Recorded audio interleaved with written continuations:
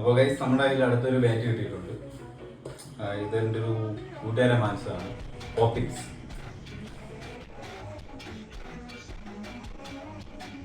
അപ്പോൾ ഇതാണ് ഞാൻ കഴിഞ്ഞൊരു ബാറ്റ് പിടി ചെയ്തപ്പോൾ ഞാൻ പറഞ്ഞു എനിക്ക് ആ ഒരു പിടി ഇഷ്ടപ്പെട്ടില്ല. എനിക്ക് ഫേവറേറ്റ്ലി ഇഷ്ടപ്പെട്ട പിടി ഇതാണ്. കാരണം ഗൈസ് വോയിസ് ക്ലിയർ അല്ലാത്തതിനാൽ എനിക്ക് വോയിസ് ഓവർ ചെയ്യേണ്ടി വന്നിട്ടുണ്ട്. അപ്പോൾ എനിക്കിത് ഇഷ്ടപ്പെടാൻ കാരണം മറ്റൊന്നുമല്ല, ഇത് പ്ലെയിൻ ഗ്രിപ്പല്ല, ഇത് മറ്റേ ഗ്രിപ്പിനെക്കാട്ടി കൂടുതൽ കംഫർട്ടബിൾ നമുക്ക് നൽകുന്നു. ഇത് കളിക്കുമ്പോൾ നമുക്ക് തെന്നിപ്പോകുന്ന പേടിയേ വേണ്ട.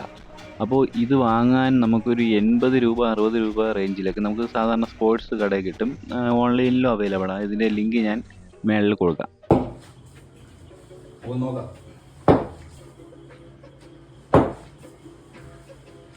ഫസ്റ്റ് ഇംപ്രഷൻ എനിക്ക് ഇഷ്ടപ്പെട്ടു. കാരണം മറ്റേ ബാറ്റുമായിട്ട് സംബന്ധിച്ച് നോക്കുമ്പോൾ നമുക്ക് വ്യത്യാസം വരുന്നത് ഈ ഒരു സൈഡിലാണ്.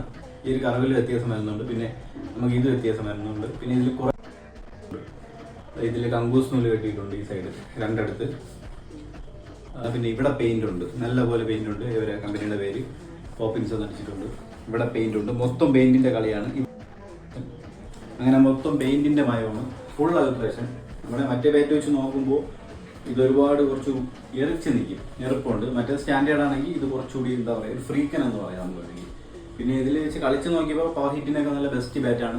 ഇതിൻ്റെ വെയിറ്റ് വരുന്നത് ഏകദേശം 865 ഗ്രാമാണ്. ഈ പവർ ഹിറ്റിനൊക്കെ പറ്റിയൊരു ബാറ്റാണ്. ടൈമിംഗ് കൂടി ഉണ്ടെങ്കിൽ ബോളൊക്കെ പമ്പ കിടക്കുമെന്ന് തന്നെ പറയാം. ബോളെന്തോന്ന് ഇതിൽ ഞാൻ മുന്നേ പറഞ്ഞിട്ടുള്ള സീസൺ നമ്മൾ സ്റ്റിച്ച് ബോളിൽ നോക്കിയിട്ടേ കാര്യമുള്ളൂ. ഈ ബാറ്റിൽ ഇത് നോക്കിയിട്ട് കാര്യമില്ല. എന്നാലും നമുക്കൊരു ഷോയ്ക്ക് വേണ്ടി നമുക്ക് നോക്കാം.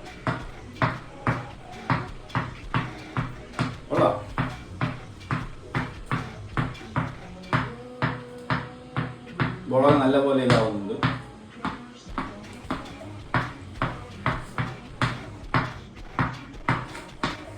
ടെന്നീസ് ബോൾ ടൈമിങ് ഫോക്കസാണ് പ്രധാനം.